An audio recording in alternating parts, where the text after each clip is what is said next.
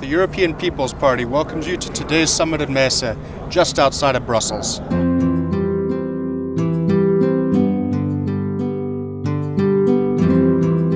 We obviously started with a moment of recollection about a president who has given so much to the EPP. He worked so hard for EPP unity, and I think he certainly achieved that.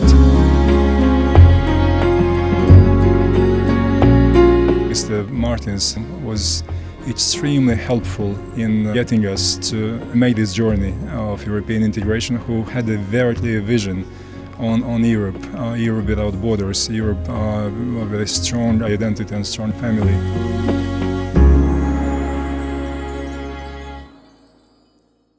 Some of the main topics of discussion today at the EPP Summit, as well as on the agenda at the European Council, are the digital single market, the economic and monetary union, banking union, and innovation. It's very important at this summit that it focuses very much on the conditions for trade, and especially in the part of trade that is actually now driving the economy in Sweden. That's the service trade. So to be able to liberalize trade and take away a lot of the protectionism that's still out there is important in Europe, but also when we link it in our free trade agreements with other growing parts of the world economy. I'm very happy that digital single market is on the agenda today, because it is very important for the economic growth in Europe. Let's take an example like Angry Bird game. When Angry Bird goes to America, there is almost 300 million potential consumers and one regulation. But when they are operating here in Europe, we have 28 different regulations and more than 500 million potential consumers. So potential in Europe is larger than in the United States, but we have to go deeper in the European integration, especially in single market. It's critical to understand that there will be at least 1 million job vacancies by 2015 in the digital spectrum. And therefore it's really important that Europe would make its decisions so that young people in particular have an opportunity to fill these vacancies. We are also going to discuss the need to have a better financing for the SMEs. I will insist that member states should do their part of the job.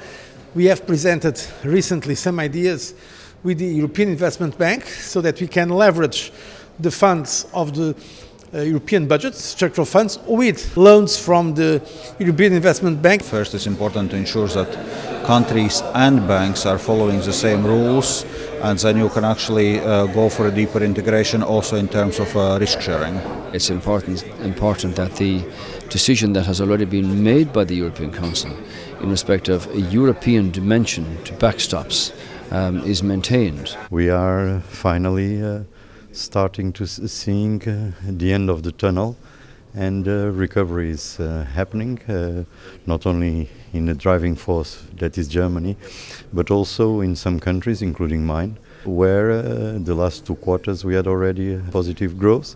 So this shows that we are in the good direction. We're looking forward for a discussion as regards Eastern Partnership Summit in Vilnius, and especially as regards possibilities for the Ukraine to sign the association agreement, because I think it's on the huge geopolitical importance. President Yanukovych has completely all legal possibilities, rights within the law to make such a decision.